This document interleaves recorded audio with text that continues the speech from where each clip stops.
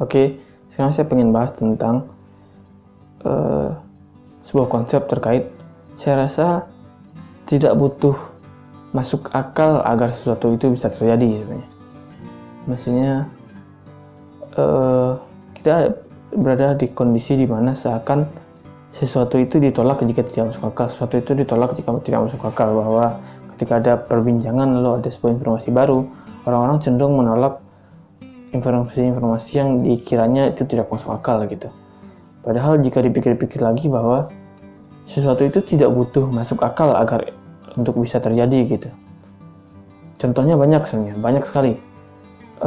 Siapa pula yang berpikir bisa ngomong, seseorang bisa mendengar suara orang lain dari jarak kejauhan gitu. Itu sangat tidak masuk akal pada awalnya. Bahkan pada orang-orang di tahun sebelum abad ke-13 gitu ya, akan sangat aneh rasanya orang bisa berbicara, mendengar suara orang lain yang jaraknya sampai ratusan kilo gitu. Namun kenyataannya sekarang itu terjadi gitu. Akan aneh rasanya seseorang, dulu orang merasa aneh orang bisa pergi ke suatu tempat yang jaraknya 100 kilo gitu dan nyampe ke sana dalam waktu hanya 2-3 jam gitu. Mungkin itu dari dulu itu menjadi suatu hal yang sangat aneh gitu, sangat nggak mungkin, tidak masuk akal bahasanya dulu gitu. Namun sekarang itu terjadi gitu.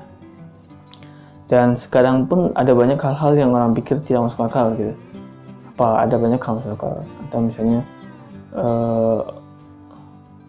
saya nggak tahu, banyak contohnya misalnya kayak mobil terbang, atau itu sangat mungkin sebenarnya, atau mesin waktu mungkin, atau nggak tahu ya. Tapi saya tidak ingin membatasi dulu terkait bahwa apa yang saya rasa sekarang nggak mungkin saja nantinya akan ada gitu. Karena ya tadi, pada dasarnya sesuatu itu tidak butuh masuk akal dulu agar itu bisa terjadi gitu. Seringkali inovasi, penemuan, pengembangan itu diawali dari ketidakpercayaan orang-orang gitu. Apa-apa yang disangka oleh orang-orang bahwa itu tidak mungkin untuk terjadi gitu. Namun seseorang mempercayainya dengan sungguh-sungguh lalu membuktikannya gitu. Nah, jadi saya memahami akal bukanlah untuk menghukumi apa-apa yang pantas terjadi dan apa yang tidak pantas terjadi, tapi akal ada untuk memahami apa-apa yang ada di alam gitu. Dia mencoba untuk memahaminya, mencoba untuk mencarinya lebih dalam, membaca untuk mendalaminya secara apa yang terjadi sebenarnya, lalu berkreasi dengan apa yang dia pahami itu gitu. Bukan untuk menghukumi atau membatasi apa-apa yang pantas terjadi dan apa yang tidak pernah terjadi gitu. Akal lebih banyak untuk memahami apa-apa yang ada di dunia gitu. Bukan untuk membatasi apa-apa yang mungkin terjadi untuk kedepannya. Akal ada untuk membangun harapan-harapan baru yang akan terjadi kedepannya, bukan untuk membatasi atau menghukumi sesuatu, oh ini pantas terjadi, ini nggak mungkin terjadi gitu, atau untuk menghalangi orang-orang untuk mencapai harapannya gitu. Akal ada untuk lebih banyak memahami apa yang ada kenyataannya, bukan untuk menyampaikan oh ini pantas jadi atau ini tidak gitu, ini logis atau tidak gitu. Mungkin saya memahami ada kata-kata yang sering digunakan terkait logis dan rasional atau logika gitu, namun sepertinya atau masuk akal, mungkin itu saya memahami itu satu hal yang sangat berbeda gitu. Masuk akal, logika atau rasional, saya memahami masuk akal itu hanyalah pada batasan kita pernah mengalami itu, pernah melihat itu, atau tidak pernah mendengar itu saja, tidak gitu. Jika itu kita pernah dengar, mungkin itu bagi kita itu masuk akal. Namun jika kita belum pernah mendengar itu, bagi kita mungkin itu tidak masuk akal gitu. Bagi orang dulu, telepon itu tidak masuk akal karena mereka belum pernah mengalaminya, belum pernah mendengarnya, belum pernah melihatnya sama sekali gitu. Tapi bagi kita sekarang, telepon itu adalah masuk akal karena kita pernah mengalaminya dan pernah melihatnya secara langsung gitu.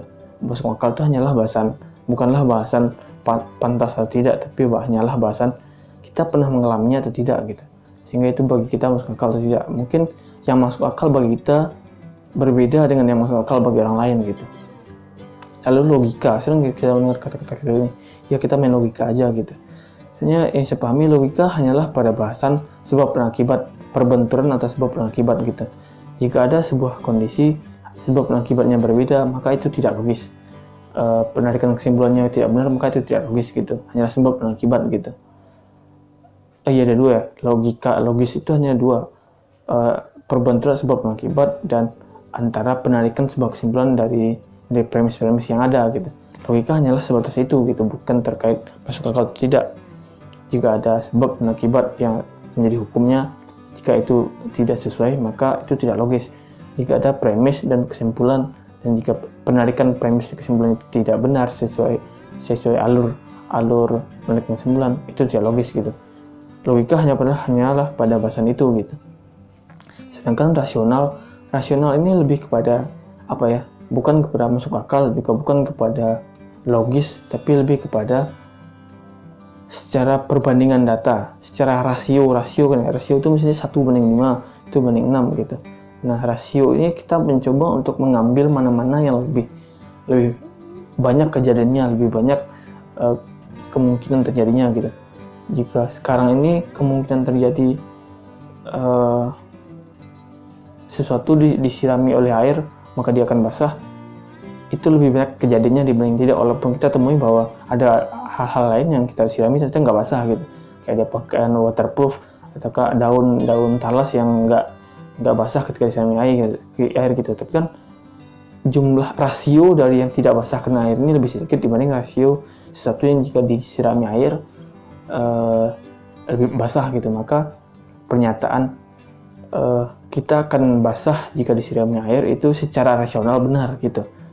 Nah, walaupun ada sebagian yang sedikit yang tidak benar gitu, tapi rasional hanyalah bahasan perbandingan, bukan perbandingan, tapi mana yang lebih besar, mana yang lebih banyak rasionya, dan yang lebih banyak rasionya inilah yang diambil sebagai sebuah kebenaran gitu.